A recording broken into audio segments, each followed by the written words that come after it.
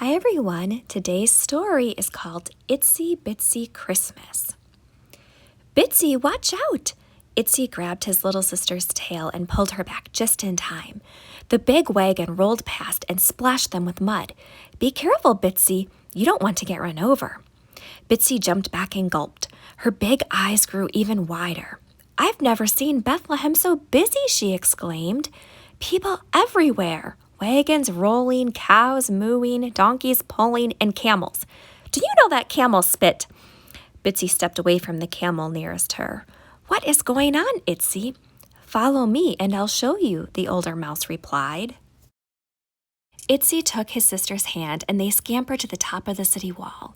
It's time to count all the people. Everyone has to go to their hometown and sign the big book. Bitsy looked around.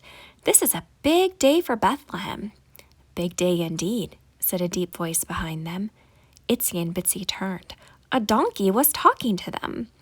The mice were on the wall so they could see him face to face. Whoa, you're big, said Itsy. I've never seen inside the nose of a donkey, he added, peering inside the nostril. Ewy, Bitsy offered. Who are you? She asked the donkey. I'm Daniel from a faraway town. Are you here to be counted? No, he said very slowly. I am here because of the king. What? Haven't you heard? The king is coming to Bethlehem.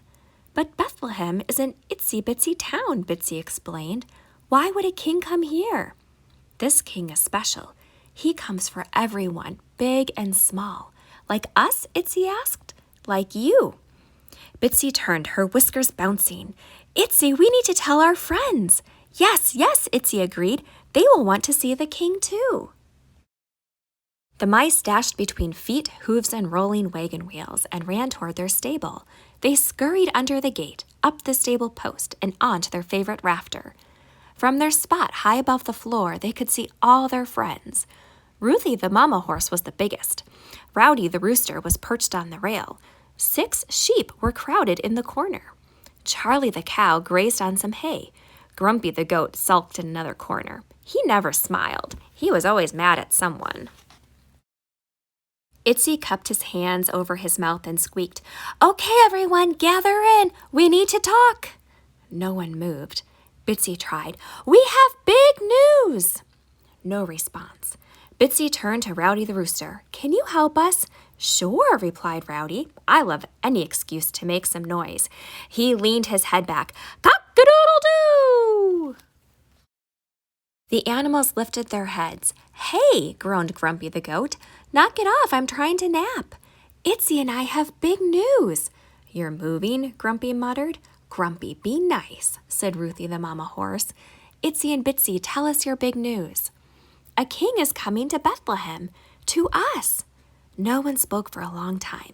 Then Rowdy crowed, A king to Bethlehem? That will never happen.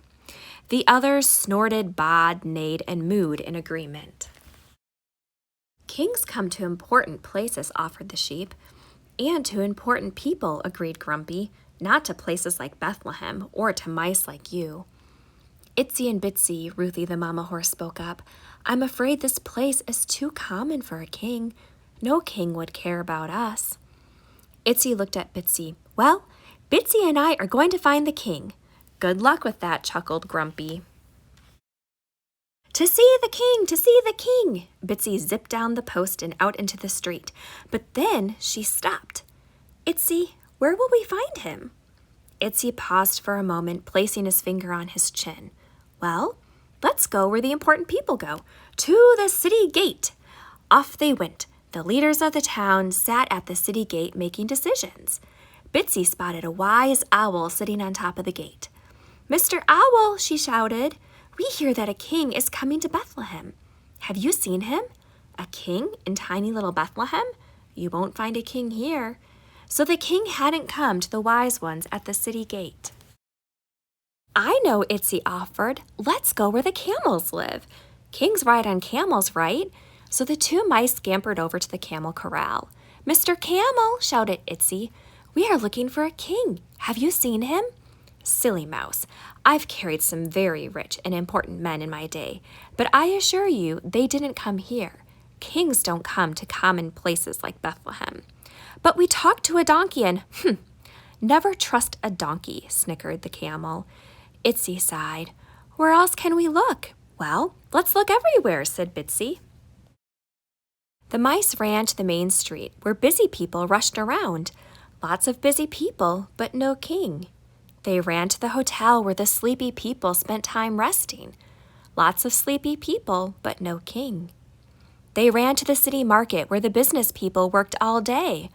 Lots of working people, but no king.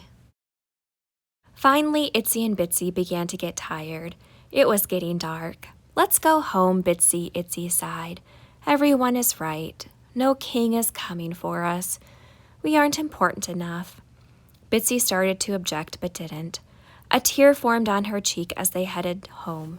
I always wanted to see a king. Now I guess I never will. But when the mice neared the stable, they saw Daniel the donkey, the same one who had told them about the king. Itsy and Bitsy ran up onto the stable fence. We have looked all over town for the king, but couldn't find him.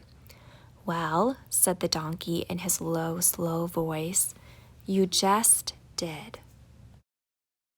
Daniel motioned with his head to the center of the stable, where all the animals stood in a circle. The two mice scampered up a fence post and looked. A little baby was asleep in the manger. Who is he? Asked Itsy. He is the king, replied Ruthie. Just like you said, a king came to Bethlehem. His name is Jesus, explained Daniel the donkey. God sent him to love us, help us, and save us. He came for me even though I laughed at you? Asked Rowdy the rooster. And for us, even though we doubted you? Asked the sheep. And me? I can get cranky, admitted Grumpy. Daniel smiled and nodded his big head. God sent Jesus for us all. Who would have thought, observed Itsy, a king for everyone. A tiny tear of joy rolled all the way down Bitsy's nose. He came, Bitsy said with a smile, even for a little one like me.